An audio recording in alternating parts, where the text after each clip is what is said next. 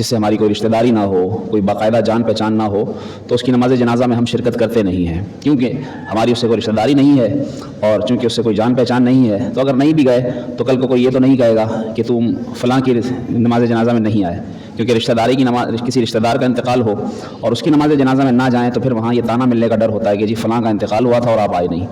तो फिर वहाँ हम शिरकत करते हैं इस नीयत से, यानी दिल में ये होता है कि जी जाना ज़रूरी है, रिश्तेदार है। यानी वहाँ पर भी जो शिरकत होती है वो ताने के डर से, या ये दिल में कहीं ना कहीं होता है कि अगर नहीं गया तो वो क्या कहेंगे कि फ़लाँ नहीं आया। काश के मुसलमान आम मुसलमान की नमाज जनाजा में भी और अपने रिश्तेदार या जान पहचान वाले की नमाज जनाजा में भी किसी ताने के डर से या बातों से बचने के लिए शिरकत ना करे, बल्कि अल्लाह की रज़ा की खातिर और सवाब की खातिर शिरकत करे। और वो किसी का भी इंतकाल हो, फिर जान पहचान के बग़ैर भी आम मुसलमान भी हो, अगर मौका मिल जाए कि नमाज जनाजा में शिरकत करना, ये भी बड़े सवाब का काम है।